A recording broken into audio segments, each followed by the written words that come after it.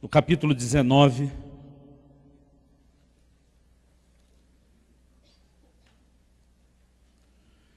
Evangelho de João, capítulo 19. Nós vamos ler a partir do versículo 31 até o 37.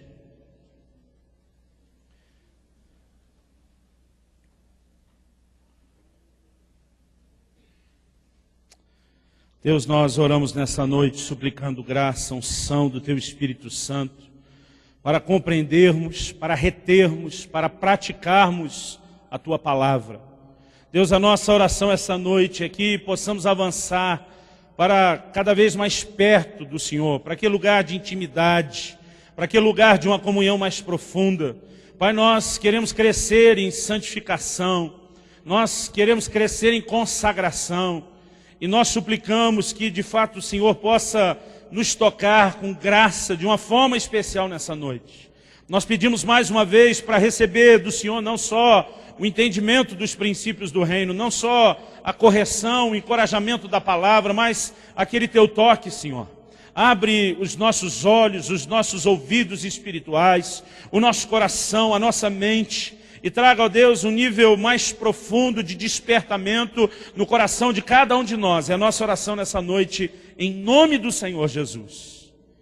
Amém. Quem crê e concorda, diga amém. Evangelho de João, capítulo 19, então vamos ler aí do 31 ao 37. Então os judeus, para que no sábado não ficassem os corpos na cruz, visto como era a preparação, pois era grande o dia daquele sábado, rogaram a Pilatos que se lhes quebrassem as pernas e fossem tirados. Os soldados foram e quebraram as pernas ao primeiro e ao outro que com ele, com Jesus, tinham sido crucificados. Chegando-se, porém, a Jesus, como vissem que já estava morto, não lhe quebraram as pernas. Mas um dos soldados lhe abriu o lado com uma lança e logo saiu sangue e água. Aquele que isto viu, testificou, sendo verdadeiro o seu testemunho, e ele sabe que diz a verdade, para que também vós creais. E isto aconteceu para se cumprir a Escritura: nenhum dos seus ossos será quebrado. E outra vez diz a Escritura: eles verão aquele a quem traspassaram. Há muitos anos atrás, eu não sei dizer quanto tempo, mas eu me lembro quando ainda criança, de saber que na rotina de casa, todo sábado pela manhã, meu pai, com certeza, tinha o horário certo de parar o que estava fazendo, ligar a televisão, e eu me lembro que meu pai, todo sábado pela manhã, ouvia a mensagem de um pregador norte-americano chamado Jimmy Swaggart. Eu me lembro de uma palavra em específica, muitas vezes a gente acabava ali escutando junto, e eu me lembro de uma mensagem específica que ele pregou, não me lembro da mensagem em si ou dos detalhes da mensagem, mas eu lembro dele ler esse texto, e eu lembro dele fazer menção a um detalhe, de que quando o Senhor Jesus é furado ao lado com a lança, a Bíblia diz que dele saiu sangue e água. Você pode repetir isso comigo? Diga: sangue e água. E aqui, querido, sem querer entrar no mérito da questão, de como, dentro das explicações aí da biologia, quando a pessoa morre, o sangue, na sua grande parte, é água, ele vai mudando a sua aparência, a sua composição. Eu quero me deter aqui ao aspecto espiritual. Eu não creio que esse detalhe esteja registrado na Bíblia à toa, porque nada está nas Escrituras à toa. Em Romanos 15:4, a Bíblia diz: tudo quanto foi escrito, para nosso ensino, foi escrito. Amém? E eu não me lembro dos detalhes da mensagem, mais ou menos em que direção ele foi, mas alguma coisa deve ter ficado, porque em toda a minha caminhada cristã, eu lembro que esse texto me chamava a atenção, e eu dizia: existe algo especial no fato de que do lado do Senhor Jesus saiu sangue e água. E Deus começou a ministrar ao meu coração a razão pela qual João narra esse detalhe. Aliás, de todos os evangelistas, ele é o único que menciona esse detalhe. Nós sabemos que não era possível mencionar tudo o que aconteceu. O próprio João diz só dos milagres que Jesus operou. Se fossem registrados todos os milagres, João diz: eu penso que nem no mundo inteiro caberiam os livros.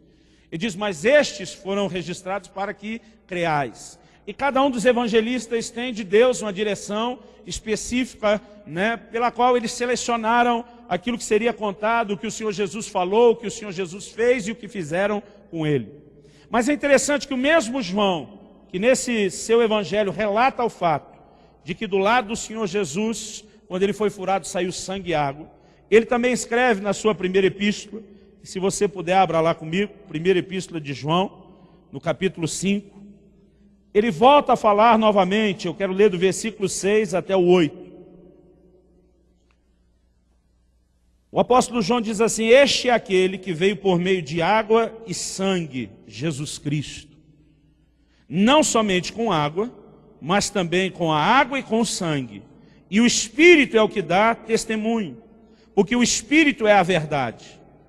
Pois há três que dão testemunho, nem todas as versões têm esse detalhe agora. Há três que dão testemunho no céu: o Pai, a Palavra e o Espírito Santo, e esses três são um. E três são os que testificam na terra: o Espírito, a água e o sangue, e os três são unânimes num só propósito. Algumas versões, eles não mencionam o testemunho do céu e nem a distinção da terra, e falam logo: há três que dão testemunhos: o Espírito, a água e o sangue. E os três são unânimes num só propósito. Independente, querido, dessa versão que, na minha versão atualizada, está entre colchetes, significa que não está em todos os manuscritos. Tem como voltar ao versículo 7? Eu creio que aqui é a versão revisada. E o Espírito é o que dá testemunho, porque o Espírito é a verdade. Muitas versões vão só aí. Porque três são os que dão testemunho: o Espírito, a água e o sangue, esses três concordam. Quando nós temos um texto, ampliado como esse, entre colchetes, significa que ele não consta em todos os manuscritos. Está em alguns, mas não em todos. Então já se coloca entre colchetes, dizendo: há a probabilidade de que talvez essa parte a gente não consiga autenticar como as demais. Mas mesmo você passando por cima disso, eu não quero entrar nessa discussão aqui agora, João está falando de maneira muito clara sobre a importância de entendermos não só o sangue, mas a questão da água.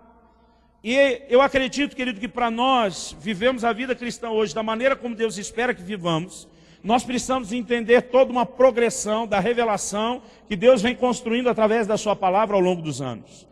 A gente sempre repete isso aqui: não vivemos o modelo literal do Velho Testamento. Não sacrificamos animais, deixamos de fazer muitas coisas da lei, não porque ela tenha sido revogada, mas porque o Senhor Jesus, ele diz: eu não vim revogar, eu vim cumprir.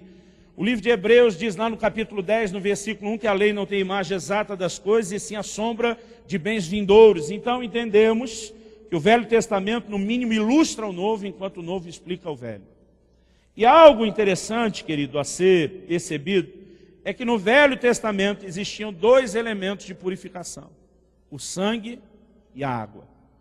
Eu quero ler bastante versículos aqui essa noite e tentar te mostrar desde o Velho Testamento como a água atuava como um elemento de purificação dentro de um contexto específico, para que a gente entenda o que isso significa para nós hoje no Novo Testamento. Quando João registra esse detalhe, olha, não saiu só sangue, porque sempre que a gente pensa no que Jesus veio fazer por nós, na santificação, na questão dos pecados, nós vamos pensar no sangue de Jesus.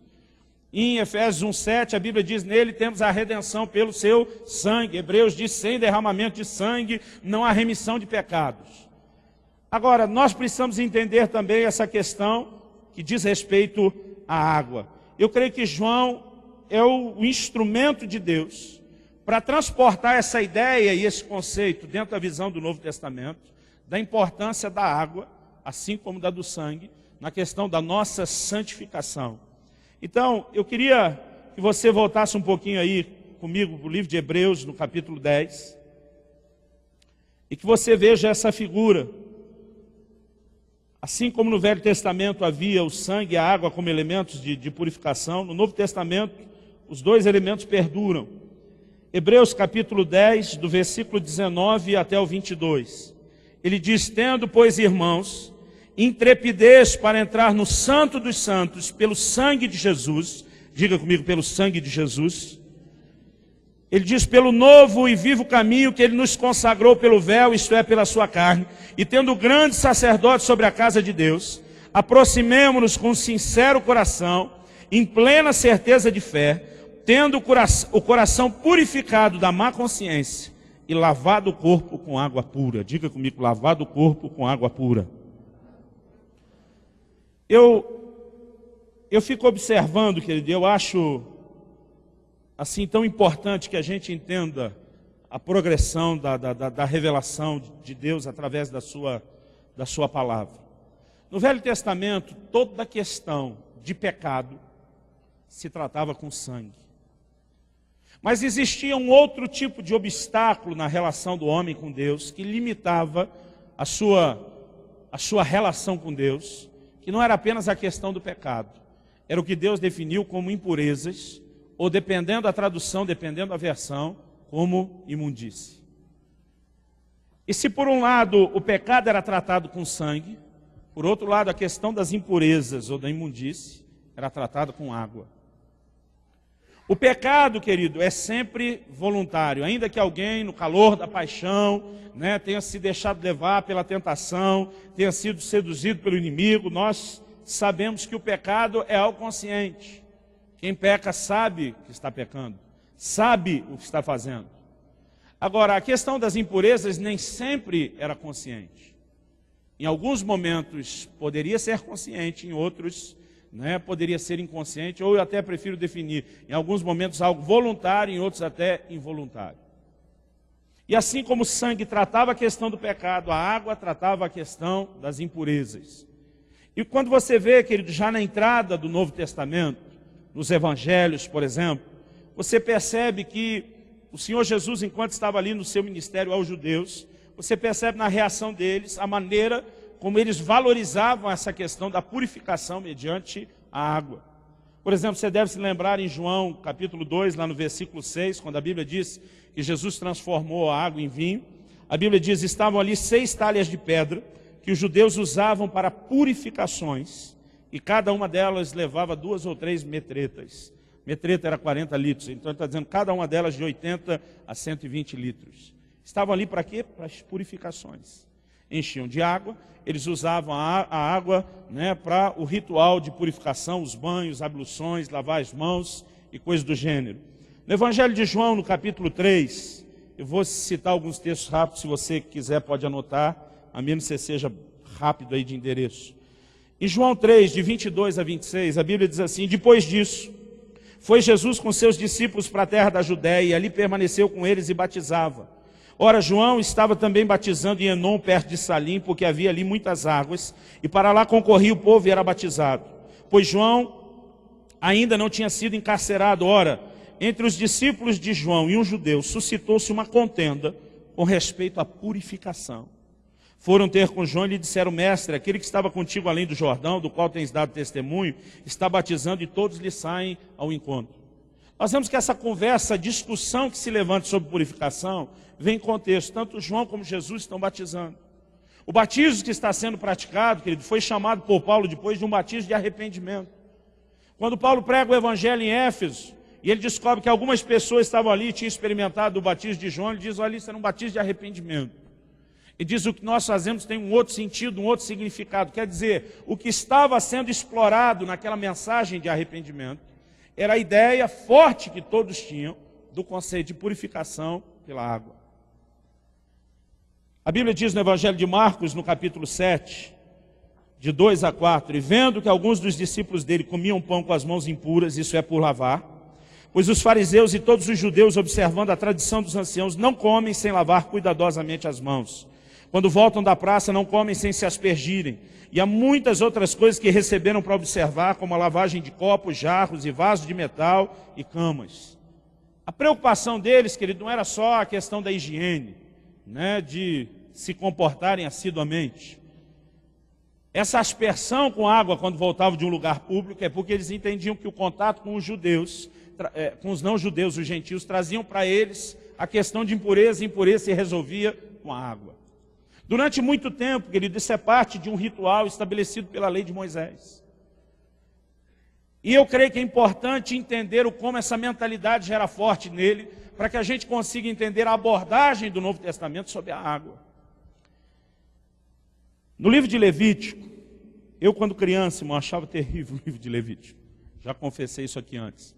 Na minha leitura devocional, eu ia bem até Êxodo 20 e tanto, quando a partir ali do 25 começa a falar da construção do tabernáculo, eu já pulava aqueles capítulos todos, pulava o livro de Levítico inteiro, e os primeiros capítulos de Números que tem as genealogias, né? E eu já queria cair no meu conceito de criança, naquilo que eu chamava de as historinhas. Eu gostava das histórias. À medida que a gente vai crescendo, você percebe que essa aparente parte chata da Bíblia, ela tem uma relevância assim enorme quando você entende essa progressão da revelação bíblica. Porque, embora a gente não pratique de forma literal essas ordenanças todas do livro de Levítico, eu volto a dizer, a lei não tem imagem exata das coisas, e sim a sombra de bens vindouros. Então, por exemplo, em Levítico 14, do 49 ao 51, quando Deus fala sobre purificar a casa da lepra. A lepra podia pegar não só no corpo, na pele de alguém, mas nas pedras, nos tijolos de uma casa. Deus diz assim, para purificar a casa, tomará, está falando do sacerdote, 2 aves e pau de cedro, estofo carmesim e sopo, e molará uma ave num vaso de barro sobre águas correntes, tomará o pau de cedro, o isopo e o estofo carmesim e a ave viva, e os molhará no sangue da ave imolada e nas águas correntes, e aspergirá a casa 7 vezes. Esses detalhes normalmente vão passando ali desapercebidos, mas o tempo todo você vê ou a combinação da água e do sangue, ou Deus tratando só com o sangue do sacrifício, em outros momentos só com a questão da água. Ainda em Levítico 16, quando Deus instrui Arão no dia da expiação a fazer o sacrifício, Levítico 16, de 11 a 14, diz assim, Arão fará chegar o novilho da sua oferta pelo pecado e fará expiação por si e pela sua casa. Imolará o novilho da sua oferta pelo pecado. Tomará também de sob o altar o incensário cheio de brasas de fogo diante do Senhor, 2 punhados de incenso aromático bem moído e o trará para dentro do véu. Porá o incenso sobre o fogo perante o Senhor, para que a nuvem do incenso cubra o propiciatório, que está sobre o testemunho, para que não morra.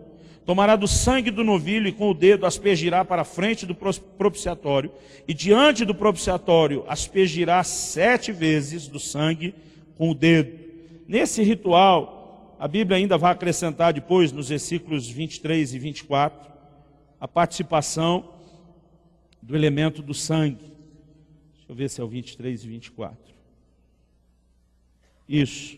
Depois Arão virá à tenda da congregação, despirá as vestes de linho que havia usado quando entraram no santuário, ali as deixará, banhará o seu corpo em água no lugar santo, e porá suas vestes, então sairá e oferecerá o seu holocausto, o holocausto do povo, e fará expiação por si e pelo povo. Você vai observando esses detalhes, querido, e o tempo todo Deus estabeleceu isso com clareza. Em Hebreus 9, 19, o autor cita Moisés, diz, porque havendo Moisés proclamado todos os mandamentos segundo a lei a todo o povo, tomou o sangue dos bezerros e dos bodes, com água e lã tinta de escarlate e sopo, e aspergiu não só o próprio livro, como também sobre todo o povo. Havia momentos onde Deus desafiava o povo a se preparar para um encontro com ele.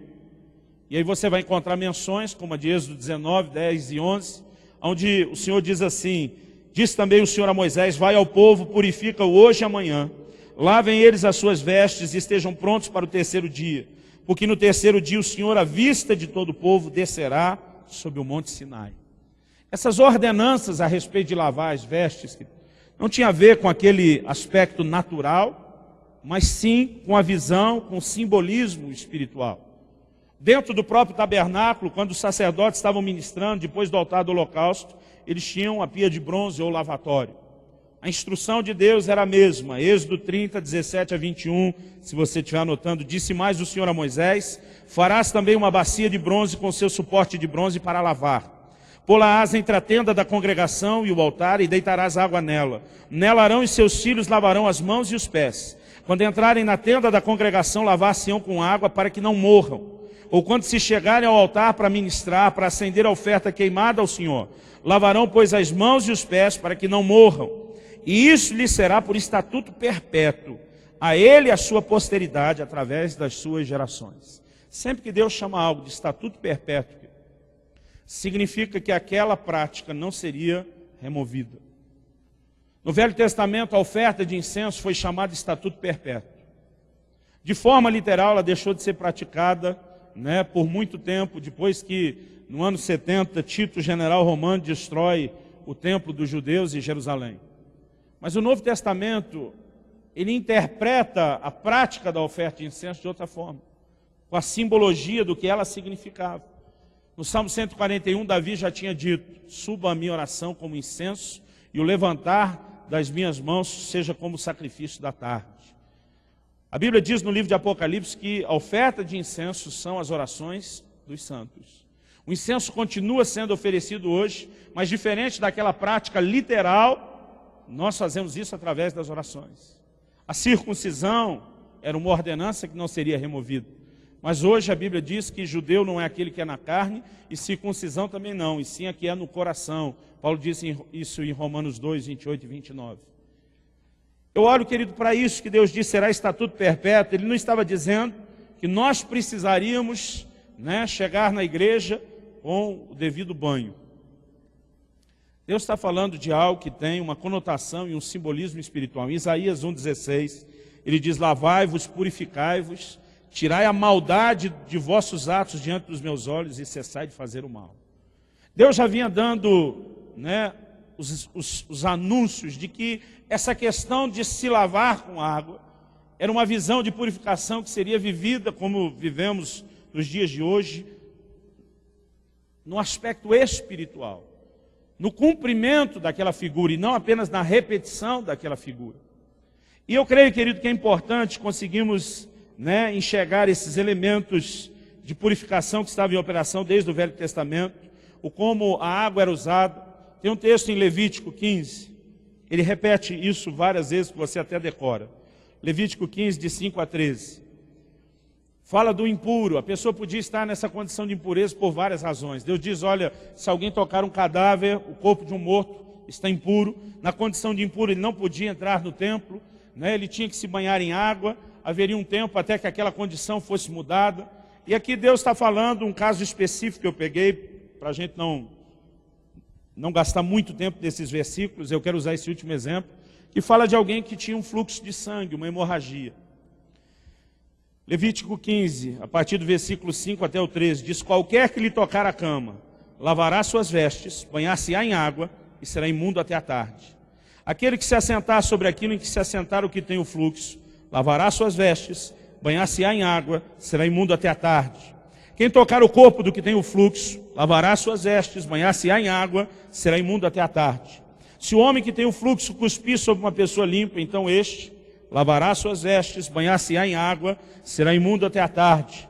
Também toda a cela em que cavalgar o que tem o fluxo será imunda. Qualquer que tocar alguma coisa que esteve debaixo dele, será imundo até a tarde. Aquele que a levar, já decorou? Diga comigo, lavará suas vestes, banhar-se-á em água e será imundo até a tarde.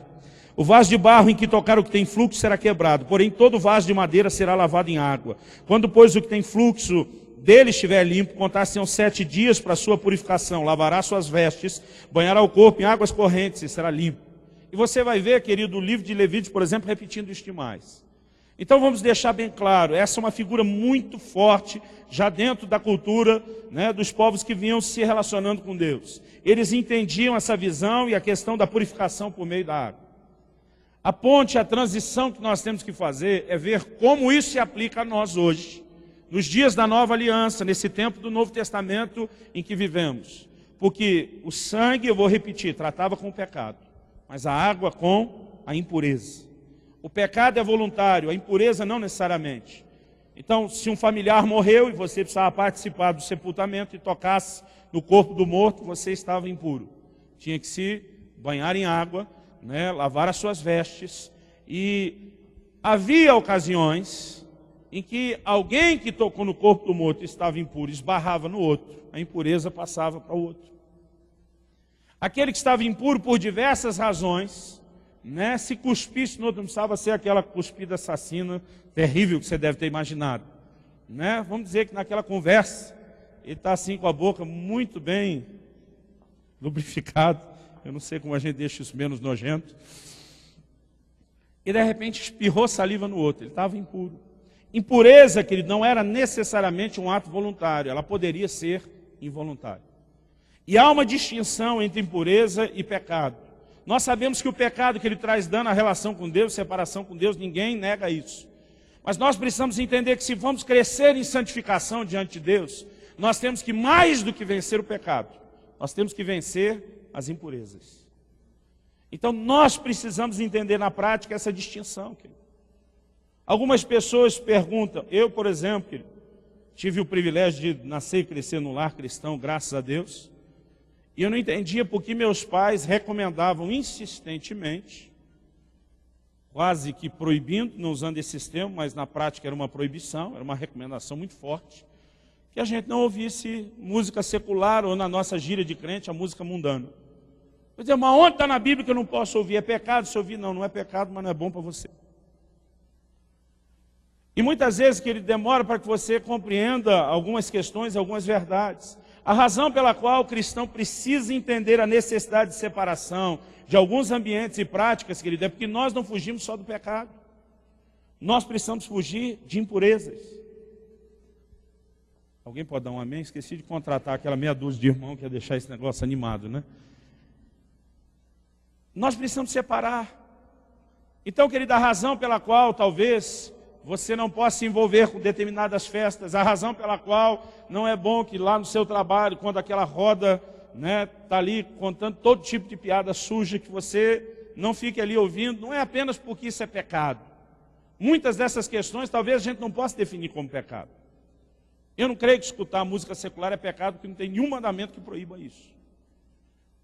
Mas, querido, hoje em dia, tem algumas músicas que são impraticáveis, e tem outras, querido, talvez não tenha letra nenhuma, né? Hoje tem músicas que é um absurdo, assim, é uma aberração, a abordagem, o apelo à sexualidade, à imoralidade. Mas tem músicas, querido, que você vai ouvir que talvez não tenha nenhuma letra feia. Embora muitas vezes a carga de inspiração sobre alguém possa não ser do Senhor e possa ser maligna. A razão pela qual nós decidimos nos guardar dessas coisas não é pregando a mensagem de que é pecado fazer isso. É porque existe impureza. Eu creio que a motivação inicial das igrejas pentecostais, quando proibiam seus membros de assistir televisão, era guardá-los da impureza. Embora, como eu disse hoje de manhã, eu acho engraçado. Algumas dessas igrejas, talvez porque a cúpula, a liderança não se atualizou, eles não se pronunciaram sobre a internet. Eles dizem que tudo que eles não veem na televisão, eles podem ver pela internet, que na internet não é pecado. Eu fico olhando e me perguntando, será que o problema era o aparelho da televisão? Será que era o aparelho que estava endemoniado? Né? Você pode ter um aparelho desse, querido, e, sabe, se enriquecer com tanto documentário, com tanta coisa educativa. Né? Já pensou, irmãos, a gente amanhã sem a televisão para ver o jogo do Brasil? Em 1990, eu me dei um momento de bobeira. Eu estava assim, naquele momento de oração, empolgado com Deus. Eu pensei, meu Deus, todo mundo para tudo para ver jogo. Não deve ter nenhum crente orando na hora do jogo do Brasil. Esqueci que já existem as igrejas pentecostais para cobrir a gente nessa hora, né? Que não assiste televisão e tal. E de repente me deu aquele senso de ser o salvador do mundo. Falei, alguém tem que fazer alguma coisa. Aí eu fiz um voto impensado para Deus. Falei, não vou ver os jogos do Brasil. Enquanto todo mundo está lá gritando gol, vou estar orando, vou me colocar na brecha. Irmão, um dos primeiros jogos que eu fiz isso, eu não me lembro se foi Brasil e Polônia.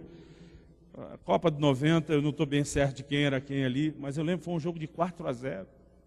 E o vizinho, irmão, do fundo de casa, que estava com a TV quase na janela do meu quarto, colocou aquilo numa altura absurda, eu ficava ouvindo a narração e eu tinha que orar mais alto do que ele. Pensa num cara que sofreu. Eu lembro que cada gol que acontecia, eu dizia, por favor, pelo menos o replay, me dá licença, eu já volto. Aí eu ia ver o replay, como foi o gol, voltava, aleluia. Irmãos, não sei o que seria de nós sem televisão. Agora, tem crente, querido, que não sabe se conduzir em relação a isso.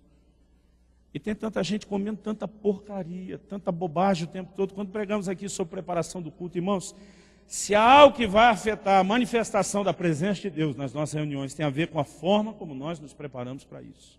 E tem muito crente que não pecou e não fez nada fora do manual. Mas ele se deixa contaminar por impurezas. E nós precisamos entender a diferença entre pecado e impureza e como se trata com cada um. Quando você peca, irmão, é se arrepender e clamar pelo sangue de Jesus. A Bíblia diz que o sangue de Jesus nos purifica de todo pecado. Você pode dizer amém? Agora, questões de impureza nós precisamos tratar com a água. O que significa água?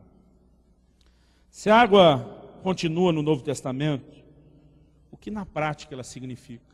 Eu creio que a ideia da lavagem, do banho que Deus sempre trabalhou, ela é mantida, embora a aplicação seja espiritual. Em 1 Coríntios 6,11, depois de Paulo fazer uma lista de pecados e práticas erradas, ele diz, tais fostes alguns de vós.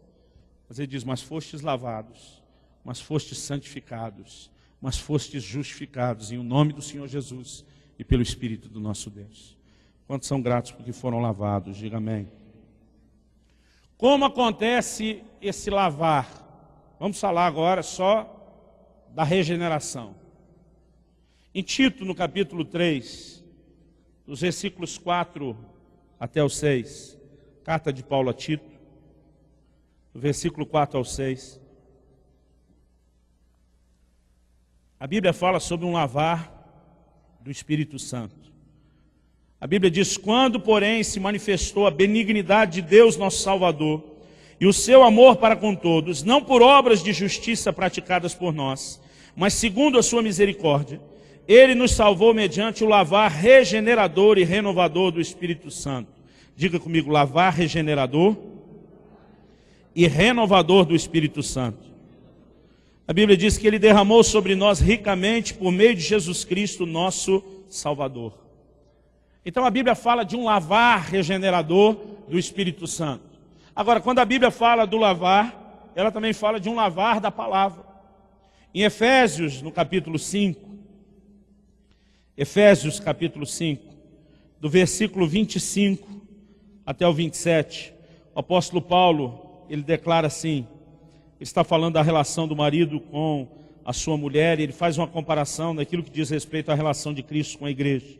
Ele diz, maridos, amai vossa mulher como também Cristo amou a igreja e a si mesmo se entregou por ela, para que a santificasse, tendo-a purificado por meio da lavagem de água pela palavra, para apresentar a si mesmo igreja gloriosa, sem mácula, nem ruga, nem coisa semelhante, porém santa e sem defeito.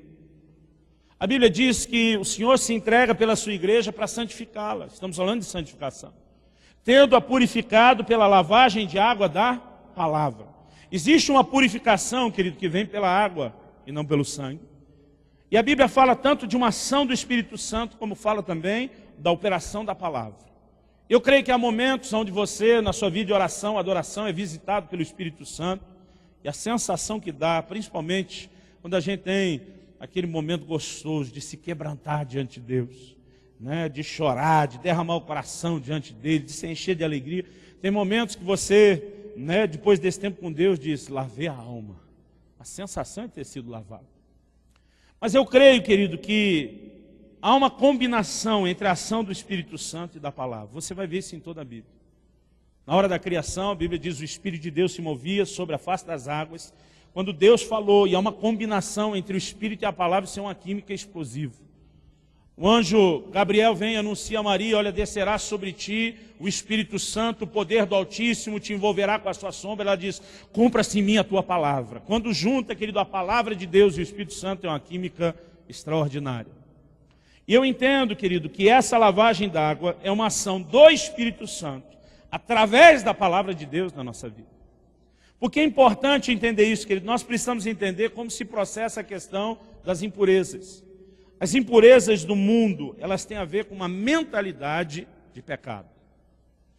Seja, querido, o que você ouve numa música, o que você assiste pela televisão, as conversas das pessoas, as piadas. Irmão, não estou dizendo que você tem que virar aquele tipo de gente som sem graça.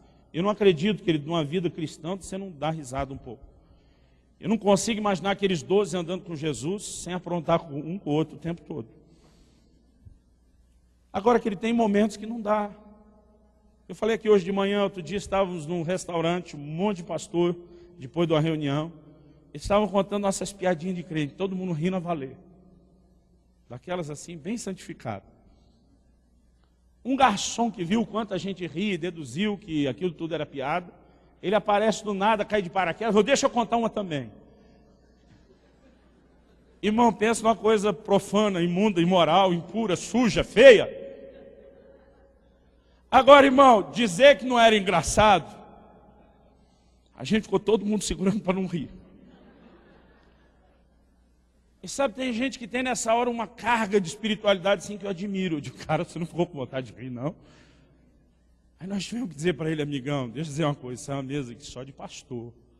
É tudo homem de Deus esses caras.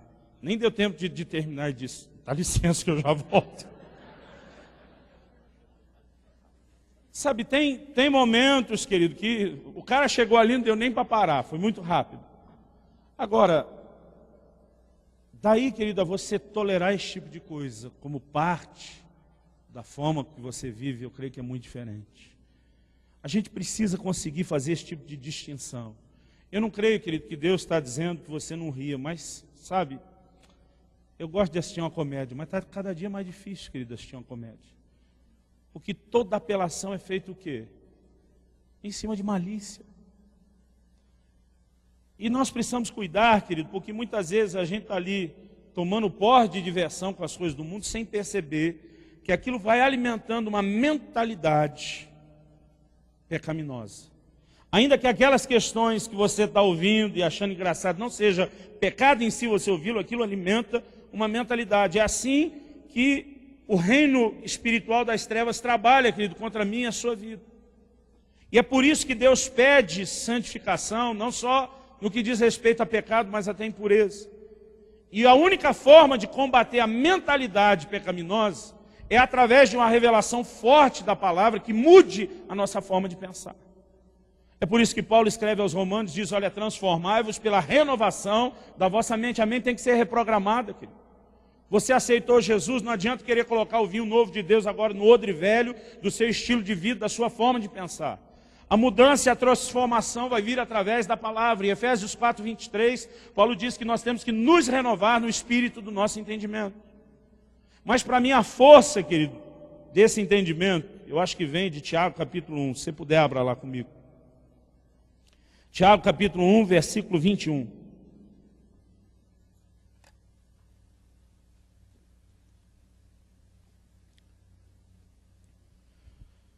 Todas essas figuras, as abluções, os banhos, as purificações do Velho Testamento, eram sombra, querido, dessa lavagem que nós vamos provar pela palavra. Em João 15:3, Jesus diz, vós estáis limpos pela palavra que eu vos tenho falado. O kit limpeza do reino de Deus na minha e na sua vida não é só o sangue de Jesus que limpa o pecado, mas é a água que lava a impureza. Como? Pela palavra. Tiago capítulo 1, versículo 21, o texto diz assim,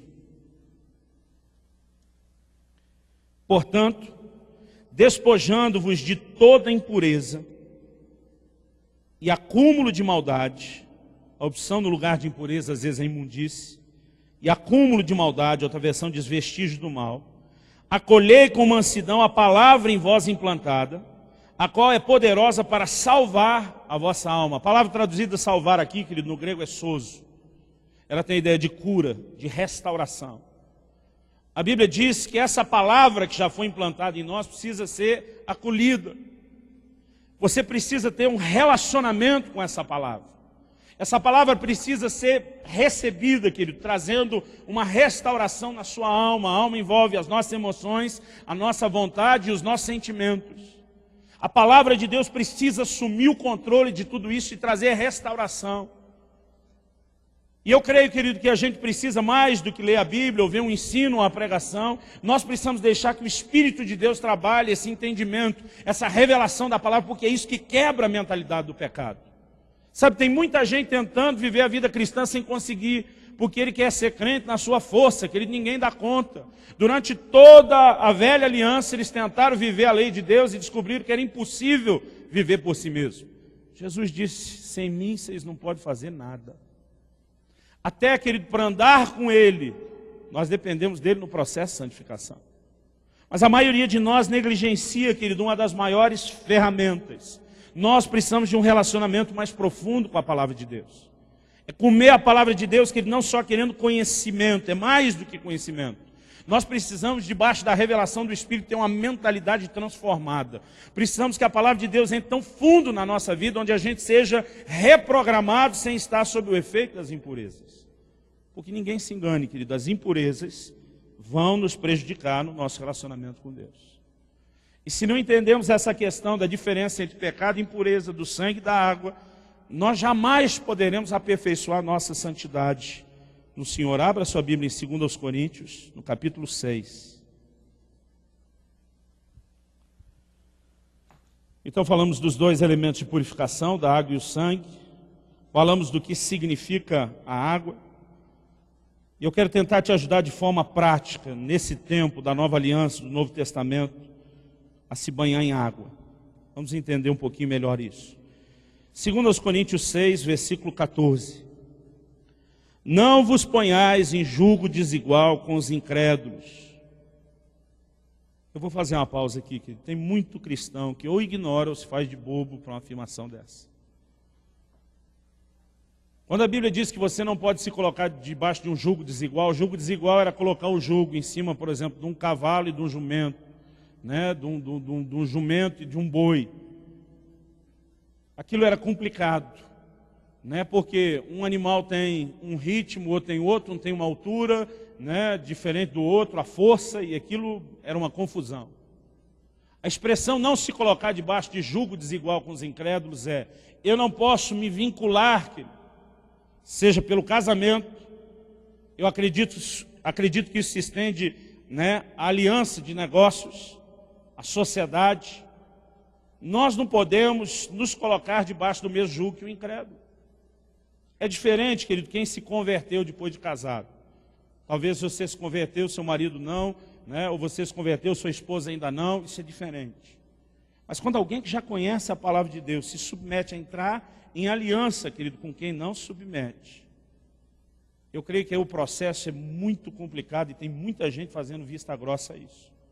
O engraçado é que depois não ouvem aquilo que a gente ensina e prega da palavra, depois vem chorar com a gente que tem que arrumar. Pastor, me ajuda a converter meu marido. Eu tenho vontade de dizer, não te ajudo, não. E tem gente, querido, vem todo tipo de discurso, mas eu conheço alguém que casou com não crente, converteu ele depois. Falei, conheço um monte, mas é de 2 a 3% que consegue isso. A maioria não deu conta de converter depois, não. Agora, qual a questão, querido, dessa aliança? Vamos pensar em termos de consagração. A Bíblia diz que quando homem e mulher se unem, os dois se tornam uma só carne. Significa que tudo que é de um passa a ser do outro. Então vamos pensar assim, quero ajudar principalmente a moçada. Não serve só para eles, mas normalmente são os que estão mais desesperados para casar. Não, tem uma vontade mais forte, foi mal o desespero. Eles têm um anseio, uma vontade mais forte. Alguns mais do que outros. Especialmente quando você passa daquele versículo, eis que estou à porta e bato, para aquele outro, aquele que vem a mim de modo nenhum lançarei fora. Né? Você se converteu, uma transformação ocorreu, Deus agora é seu pai, você é filho de Deus, amém? Agora aquele filisteu, falando agora com o pai ciumento na casa, ou aquela filisteia, que não teme a Deus, que não se converteu, ainda está de acordo com a Bíblia, querido, quer você ache bonito, quer não, quer goste, quer não. A Bíblia diz que a condição de quem não está servindo ao Senhor é ter por pai o diabo. A Bíblia chama cada um não convertido de filhos do diabo. Então, se uma irmã ou um irmão que teme a Deus, tem Deus por pai, se casa uma moça ou um moço que não teme ao Senhor, não se rendeu ao senhorio de Jesus e tem o cão por pai, quem vai ser seu sogro? Irmão, se isso não servir para tocar o terror no seu coração, eu não sei mais para que apelar. Querido, todas as maldições, todos os demônios operando na vida de alguém, vêm junto a reboque na sociedade. Nós precisamos entender isso, querido. Deus deixa você casar com quem você quiser. A Bíblia diz, contanto que seja no Senhor. 1 Coríntios 7, 39. A mulher viúva está livre para casar com quem quiser, contanto que seja no Senhor. Deixa eu voltar aqui para o texto. Não vos ponhais em julgo desigual com os incrédulos. Portanto, que sociedade pode haver entre a justiça e a iniquidade? Ou que comunhão da luz com as trevas? Ou que harmonia entre Cristo e o maligno? Ou que união do crente com o incrédulo? Ou que ligação há entre o santuário de Deus e os ídolos? Porque nós somos santuário do Deus vivente, como ele próprio disse, habitarei e andarei entre eles, serei o seu Deus e eles serão o meu povo. Por isso retirai-vos do meio deles e separai-vos, diz o Senhor. Não toqueis em coisas impuras, e eu vos receberei, serei vosso pai, e vós sereis para mim filhos e filhas, diz o Senhor Todo-Poderoso. E Deus está dizendo, eu quero descer, andar no meio de vocês, habitar com vocês, mas o preço é, separai-vos. Não toqueis em coisas impuras. Impureza, querido, vai nos impedir de desfrutar de uma relação com Deus. Agora, olha como começa o capítulo 7, versículo 1, que é uma continuação da mesma ideia aí abordada. Tendo, pois, ó amados, tais promessas. Quais promessas? Andarei entre eles, com eles habitarei, serei o seu Deus, eles serão meu povo, eu vou ser seu pai, você vai ser meu filho. Tendo, pois, ó amado, tais promessas, purifiquemo-nos de toda impureza, tanto da carne como do espírito, aperfeiçoando a nossa santidade no temor de Deus. Como que se aperfeiçoa a santidade? Não é só deixando o pecado, é deixando impureza. E quando a gente fala impureza, a maioria pensa, num pecado de conotação moral, da carne. A Bíblia diz é da carne e do espírito. Eu quero te dizer que não perdoar, eu quero te dizer, querido, que guardar na sua mente, ainda que você nunca manifestou no seu corpo, a malícia, pensamentos impuros, é tão danoso quanto. Agora, qual é a forma de aperfeiçoarmos a santidade? Nós precisamos desse trato de Deus. Nós podemos definir, querido, a visão da Bíblia de santificação em duas etapas muito distintas. Em 1 Coríntios, capítulo 1, versículo 2, Paulo diz, a igreja de Deus está em Corinto, aos santificados em Cristo Jesus, aí ele diz, chamados para ser santos. Entendo que ser não é só manter o que aconteceu aqui, mas é desenvolver. Quando você olha o todo do ensino da Bíblia, você percebe que há uma santificação inicial e há uma santificação progressiva. Ainda que você tenha passado pela santificação inicial, alguns de vocês foram isso, aquilo, Paulo escreve aos Coríntios, mas fostes lavados, santificados, justificados em nome de Jesus, no Espírito do nosso Deus, aleluia. Mas e agora, querido, daqui para frente? Isso não dá o direito de eu me sujar. Isso significa que eu tenho que não só não pecar, como ainda andar diante de Deus de forma que eu não me contamine. E eu consigo entender bem isso, querido, dentro de uma figura, que é o último texto que eu quero ler. Evangelho de João, capítulo 13, eu vou ler do versículo 8 até o 10. Jesus exerceu o que hoje em dia, dentro de todo tipo de gestão, está sendo usado como exemplo e sendo citado como liderança servidora. Jesus nunca se colocou na posição de autoridade que ele tinha, mas ele sempre procurou servir, ensinou que essa é a forma e é o modelo cristão de liderança. E Jesus faz algo com os discípulos, querido, que a gente está longe de entender. A Bíblia diz que ele decide lavar os pés dos seus discípulos. Como isso não é parte da nossa cultura, a gente não entende o peso e a força que tem. Irmão, aprendi há muito tempo dentro da igreja. Quem lavava o pé do outro era o que tinha a condição mais servil na casa. Quem tinha o pé lavado era a pessoa honrada, o que lavava era o desonrado. Quando Jesus decide lavar os pés dos discípulos, alguns aceitaram isso depressa, Pedro não. Pedro fica indignado. Alguns anos atrás, numa dessas nossas idas à África ministrar pastores e líderes, que temos feito bastante, Deus nos deu uma direção. Trouxemos muitos pastores daquele auditório, representantes de muitas tribos, trouxemos eles para frente, e a gente já tinha se organizado, se preparado para isso. Nós trouxemos uma palavra sobre o que era o ministério, sobre não viver essa disputa de posição, de controle, de autoridade, que o exemplo e o modelo de Jesus era o serviço, e nós decidimos lavar os pés daqueles pastores. Irmãos, eu sempre comento nas minhas andanças em vários países do continente africano, eu digo, eles são bons de festa, de alegria. Mas eles não são que nem nós, os latinos, fácil de chorar, não. Eles não trabalham nessa parte. Mas eu nunca vi africano chorar como naquele dia. Aquilo não era choro, irmão, tinha gente que urrava, gritava. Porque na cultura deles, que ainda traduz esse mesmo sentimento, aquilo era muito forte. Diferente de tudo que eles experimentaram, isso foi em Moçambique, da colonização portuguesa. Estão lá os brancos dessa vez, não para se aproveitarem deles, Está lá o pessoal que eles olham como os homens de Deus, que tem uma posição até financeira que eles não têm. E de repente nós estamos lá lavando os pés deles. Irmão, eu nunca vi uma reação daquela. Naquele dia começou a me cair a ficha, o que deve ter deixado Pedro naquela situação. Ele disse, você, Jesus, lavar o meu pé? E o texto diz assim, disse-lhe Pedro, quando chega a vez dele, João 3, de 8 a 10, nunca me lavarás os pés. É lógico que Pedro achava que estava sendo bem respeitoso. Ele diz, não, Jesus, eu lavo o seu, você não lava o meu. Vamos deixar esse negócio certo aqui. Nunca me lavarás os pés. Respondeu-lhe Jesus, se eu não te lavar, não tem espaço comigo. Vira para o irmão ao seu lado e diz assim, apelou, hein?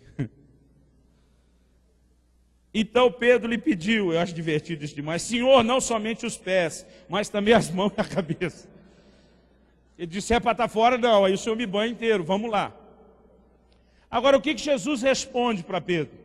Declarou-lhe Jesus, quem já se banhou, não necessita de lavar senão os pés, quanto ao mais está todo limpo. Ora, vós estáis limpos, mas não todos. Vamos olhar o que Jesus falou. Que nesse contexto, você não precisa ir muito longe, né? Não vamos nem para os países distantes, nem para aquela cultura, mas vamos lembrar, né? Isso pode acontecer no interior, né? Aqui do Paraná, pertinho da gente. Alguém decidia visitar um outro amigo, um vizinho, ele tomou banho, colocou uma boa roupa, uma boa sandália, se ajeitou, ele tinha que caminhar pela estrada de chão. Quando ele chegasse lá, ainda que de corpo e roupa limpa, os pés já tinham empoeirado. Então se lavava somente os pés. A pessoa não precisava do banho, era só de lavar os pés. Jesus está dizendo para Pedro, Pedro, há uma santificação inicial que eu já resolvi na vida de vocês. Vocês não têm que viver tomando banho toda hora. Mas nessa caminhada, a impureza que chega. E Pedro, eu quero te dizer, assim como sem aquele lavar inicial, você não teria parte comigo, se você não deixar eu dar a manutenção de santificação das impurezas, você não terá parte comigo. Irmãos, isso significa, se não caminharmos em santificação, e o livro de Hebreus é claro, sem santificação ninguém verá o Senhor. Se não levarmos adiante aquilo que Deus começou na nossa vida, a posição é complicada demais. Jesus disse, você não tem parte comigo, ponto final, é assim que funciona. Ou seja, querido, essa proposta de experimentar não só a santificação do sangue removendo o pecado, mas da água removendo a impureza, não é só uma boa ideia para te levar a um nível de vida cristã plus, diferenciado. Para você dizer, subir de nível, aleluia, fui promovido. É algo, querido, que ou você faz, ou você faz, ou você faz, ou você está lascado. Isso tem que ser parte da nossa caminhada com Deus. E nós precisamos entender, querido, na condição de povo de Deus, que precisamos de uma relação mais profunda, não só com o sangue santificador, mas também com a água, a ação da palavra, no poder e na revelação do Espírito, que vai nos levar a viver um nível diferente diante de Deus. Sem isso, querido, nós não vamos viver acima do pecado. As impurezas, elas vão nos puxar cada vez mais para baixo, criando a mentalidade de pecado. E daqui a pouco, querido, o próprio pecado já nos venceu. Eu quero trazer um desafio ao seu coração. Como falamos nos outros domingos, estamos batendo nessa tecla de salvação e vida cristã, na minha conta já há 1 mês e pouco. Nós precisamos tratar com muito respeito a proposta que Deus colocou de caminhada diante de nós. Querido, isso é para a vida cristã toda. Não era só até você arrumar o seu casamento, suas finanças, ser curado, pagar suas dívidas. Nós assumimos uma caminhada que é daqui para sempre. A vida cristã, querido, na sua maior parte, ela é chamada de um caminhar. A Bíblia fala sobre a maneira de andarmos. Você entra no reino pela porta, que é o Senhor Jesus. Um dia vai alcançar o alvo, e tudo entre a porta, o dia que você entrou até o dia final que você alcançar o alvo, se resume no caminho. O cristianismo era chamado no início de um caminho. E Paulo diz que nós temos que viver de modo digno a vocação com que fomos chamados. Temos que andar direito. E temos que praticar os princípios e os processos que Deus estabeleceu. Deus seja louvado pelo sangue de Jesus que nos purifica de todo pecado. não só lá atrás, mas hoje, cada momento que você precisar, mas querido, você precisa mais do que o sangue. João registrou isso desde a crucificação, sustentou na sua epístola. Ele diz, é pelo sangue e é pela água. Nós precisamos de um relacionamento mais profundo com a palavra de Deus. Você pode dizer amém? Eu quero convidar você a se colocar em pé. Nós vamos orar.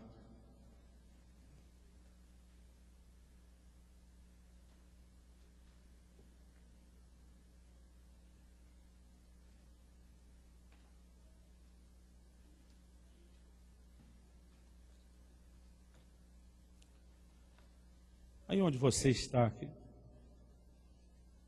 quero que você comece a falar com Deus.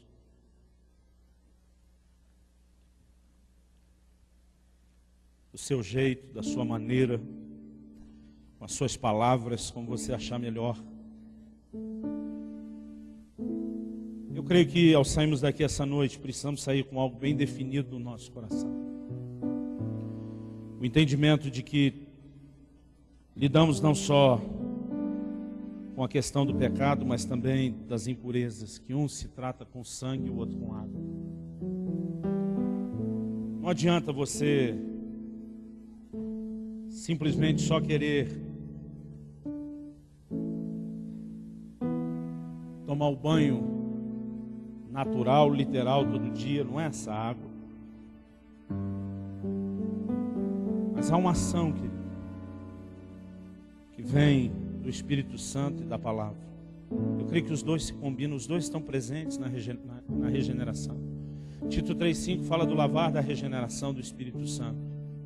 Em 1 de Pedro 1,23 a Bíblia diz que nós somos regenerados pela semente incorruptível, que é a palavra de Deus, a qual vive e permanece. Eu creio que em algum momento nós precisamos dessa junção. Há pessoas que descobriram a importância da vida no Espírito, do mover do Espírito, da ação do Espírito, mas têm um envolvimento muito pobre com a palavra de Deus. Há outros que têm um envolvimento tão profundo com a palavra e se tornam estudiosos. Alguns manifestam uma mente brilhante para tentar ir ligando os pontos, equacionando, e somando conhecimento. Mas eu creio que é um lugar, querido, onde a palavra de Deus ela chega ao nosso coração com tamanha força, numa aplicação prática do Espírito Santo. Sabe, querido, eu não posso ficar dizendo para você o que fazer ou não fazer todos os dias. Embora na proximidade do relacionamento do discipulado a gente pode ajudar bem mais, ainda assim, querido, não tem como controlar a vida de ninguém. E nós precisamos aprender a depender mais do Espírito Santo em como aplicar a palavra na nossa vida. Eu me lembro que há muitos anos atrás, antes ainda de eu começar a pastorear, eu encontrei uma pessoa numa das campanhas que fizemos, e ela tinha acabado de se converter e ela estava tão empolgada, porque além da cura, ela experimentou um milagre, uma intervenção de Deus, e ela estava tão empolgada com descobrir Jesus. Mas ela me procurou e falou: pastor, vocês evangélicos são contra o carnaval? Não são? Eu falei: sim.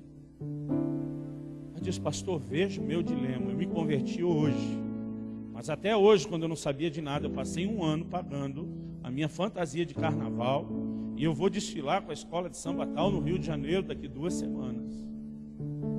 O que o senhor me disse? Falei: não te digo nada. O que eu tenho que fazer? Falei: não vou te dizer o que você tem que fazer. Você sabe que nós temos uma razão para ser contra, eu tenho a minha razão para não participar disso. Falei: eu não tenho um versículo da Bíblia para ler para você ir proibir. Eu falei: mas é um ambiente com o qual nós não conseguimos compactuar. Mas ela acabou de converter, querida, ela não entende absolutamente nada de ambiente. Eu não sou o pastor, não sou o discipulador. E sabe o que eu fiz, querido? Eu joguei a batata quente de volta. Eu falei: quem vai decidir isso é você. Ela disse: pois bem, eu vou desfilar. Você acha que eu vou perder minha salvação? Eu falei: não, talvez você vai ganhar uma boa lição. 15 dias depois ela me liga e diz: você não sabe a experiência que eu tive. Ela diz: eu nem sabia que fantasia eu estava pagando, nem qual era o tema da nossa escola de samba diz, mas quando cheguei lá, tive o desgosto de descer com todo mundo vestido de diabo. Ela diz, isso já me incomodou um pouco. Eu falei, que bom, você está começando a ter um pouco de discernimento. Que fantasia de capeta não é coisa boa, mas... E daí? Ela falou, pastor, tudo que eu vi naquele lugar não me preenche mais. Eu não consigo ter alegria em nada disso. Eu sentia uma tristeza dentro de mim. Eu sabia que Deus não tinha me deixado, mas eu sentia, é como se eu estivesse triste. E eu citei para ela, olha, a Bíblia diz, não entristeçais o Espírito Santo de Deus. Sabe, as pessoas que querem que você fique dando um manual de regras. Isso pode, isso não pode, faz, isso não, isso minha religião não permite, isso. Nós precisamos desenvolver uma relação com o Espírito Santo. É Ele que aplica a palavra nas nossas vidas. E se nós buscarmos isso nele, talvez você não tenha respostas imediatas. Talvez você apanhe um pouco nesse aprendizado. Como assim, como eu e você, quando éramos crianças e começamos a aprender a andar, levamos nossos tombos. Mas, querido, em tudo na vida Deus permitiu que fosse assim. Quando criança, você aprende desse jeito. Na hora que você é pai, você aprende desse jeito. A gente aprende a fazer fazendo. Mas alguém inventou que na vida cristã você tem que ter um aulinho, um cursinho para tudo. E sabe que mesmo tendo um ministério de ensino da palavra, eu não consigo conceber isso. Nós precisamos viver um relacionamento com o Espírito Santo, que vai vivificando a palavra e nos trazendo entendimento. Isso é uma das maiores forças que temos para andar em consagração e santificação com Deus. Essa é a lavagem d'água pela palavra. É a proposta que Deus tem para cada um de nós. Você recebe essa palavra essa noite? Em nome de Jesus, feche seus olhos, comece a falar com Deus. Espírito Santo, nós entendemos de maneira clara a Tua palavra, aquilo que o Senhor está falando, fazendo. E nesta noite aqui agora, queremos colocar nossa vida no altar do Senhor. Muitos de nós temos vivido uma consagração tão limitada, tão pobre, que talvez nem tenhamos o direito de chamar isso de consagração. Alguns de nós apenas nos acomodamos em abandonar pecados, mas não tomamos a consciência de como as impurezas desse mundo nos roubam no relacionamento contigo. Senhor, nós queremos deixar para trás não apenas o pecado, mas as impurezas. Nós queremos ter uma vida separada para o Senhor, cultivar e viver os valores da Tua palavra. Queremos aprender a sermos ministrados pelo Teu Espírito. Em todo o processo de leitura, estudo, meditação da palavra, queremos que o Senhor ilumine os nossos olhos, nos conduza a um entendimento, a uma revelação que vai romper essa mentalidade de pecado. Deus, nós queremos ser purificados por essa ação contínua do Senhor no nosso íntimo, despertados a essa santificação que a Tua palavra diz, sem a qual ninguém verá o Senhor. Ó Deus, nós não queremos viver de qualquer forma a vida cristã. Nós não queremos negar ao Senhor o lavar os pés, porque queremos ter parte contigo. Não queremos, ó Deus, interromper aquilo que o Senhor começou nas nossas vidas. Nós queremos desenvolver a santificação. E nós suplicamos graça, ajuda do Senhor. Precisamos da Tua graça, Senhor. Precisamos do Teu toque. Eu clamo nessa noite, Espírito Santo de Deus, o Teu toque santificador. Eu clamo nessa noite o despertamento do Senhor no íntimo de cada um de nós, para uma vida de pureza na Tua presença. Ajuda-nos, Senhor. Ajuda-nos. Nesse momento nós queremos nos colocar debaixo do sangue de Jesus. Queremos nos arrepender e deixar para trás todo o pecado, mas não só o pecado. Espírito de Deus, nós clamamos pela lavagem d'água.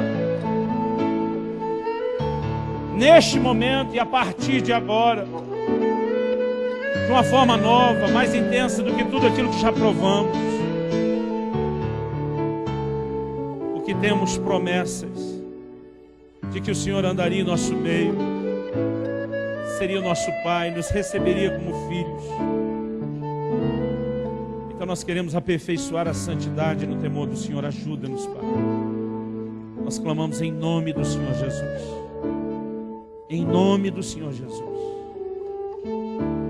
Se você crê e concorda, diga amém. Querido, não vou fazer nenhum apelo essa noite. Esse é o tipo de coisa que a gente não resolve aqui agora. A gente leva para casa e diz: isso é parte da minha vida, é parte da caminhada. E se você não colocar isso em prática, ele não é uma oração que vai mudar essa sua condição. Então eu coloco diante de você um desafio. Eu espero que você receba isso em nome de Jesus. Você pode dizer amém?